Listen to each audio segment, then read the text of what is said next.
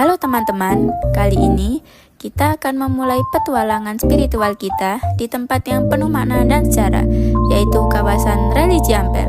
Ampel sebuah tempat yang tak hanya indah secara fisik, tetapi juga kaya akan nilai-nilai keagamaan dan kebijaksanaan.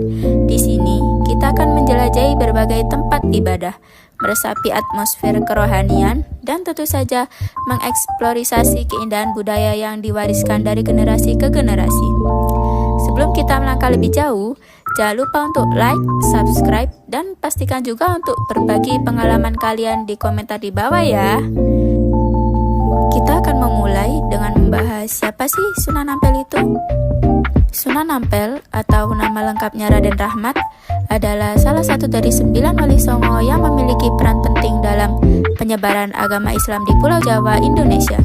Ia lahir di Champa, Vietnam pada tahun 1401 Masehi dan meninggal pada tahun 1479 Masehi di Surabaya. Sunan Ampel adalah ayah dari Sunan Bonang yang juga merupakan salah satu tokoh penting dalam sejarah penyebaran Islam di Jawa. Sekarang kita sudah berada di depan gerbang makam Sunan Ampel Surabaya, dan setelah ini kita akan melihat sejarah dan keunikan dari makam Sunan Ampel Surabaya. Pastikan kalian tetap menonton video ini. Makam Sunan Ampel merupakan salah satu wisata religi yang selalu ramai dikunjungi peziarah, terlebih di bulan Ramadan. Dan ada satu ritual penting yang biasanya dilakukan pengunjung, yaitu meminum air yang terletak di pintu keluar makam. Para pengunjung akan bergilir dengan tertib untuk sekedar mendapatkan giliran minum atau mengambil air untuk dibawa pulang. Konon, air tersebut dipercaya dapat menyembuhkan berbagai penyakit serta memiliki berkah dan banyak khasiat. Keindahan Sunan Ampel tak hanya tercermin dari megahnya arsitektur masjid dan kompleks makam, tapi juga terasa dalam nuansa spiritual yang memeluk hati setiap pengunjung.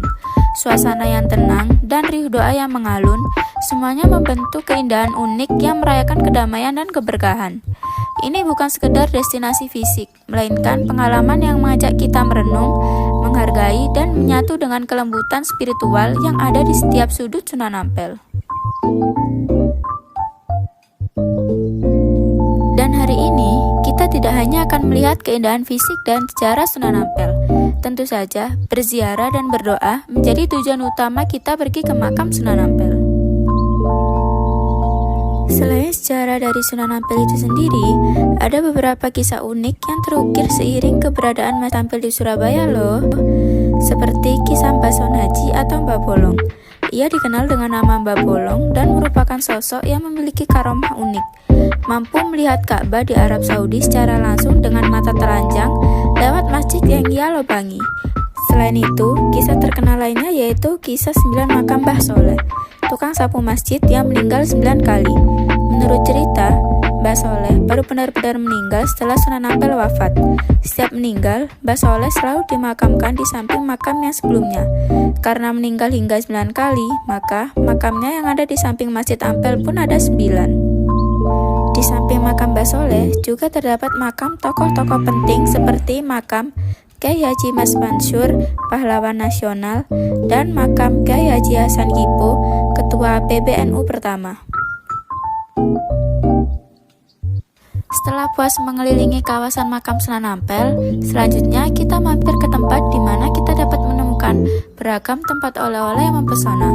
Di tempat ini, kita berkesempatan untuk membawa pulang oleh-oleh khas wisata Sunan Ampel Surabaya, dari kerajinan tangan hingga kuliner lezat. Setiap sudut di sekitar ini menawarkan pilihan yang beragam. Sebuah pengalaman berbelanja yang tak hanya menyenangkan, tetapi juga memungkinkan kita membawa pulang potongan keindahan dan kearifan lokal, menjadi kenang-kenangan yang istimewa dari petualangan di kawasan Sunan Ampel, Surabaya. Kan melihat bahwa pemuda di zaman sekarang telah kehilangan ketertarikan untuk menjelajahi kekayaan dan sejarah dan spiritual di makam Sunan Ampel, tempat yang syarat makna dan kisah inspiratif dari seorang ulama besar. Namun, seringkali terlupakan di tengah gemerlap kehidupan modern. Mungkin kini adalah saatnya bagi kita untuk merenungkan kembali apakah kurangnya minat pemuda terhadap makam-makam bersejarah mencerminkan kurangnya perhatian ataukah kurangnya pendidikan terhadap akar budaya kita. Kemudian Kemudian, bagaimanakah kita bisa membangkitkan kembali kecintaan mereka terhadap warisan nenek moyang? Sekian mini vlog dari kelompok kami. Wassalamualaikum warahmatullahi wabarakatuh.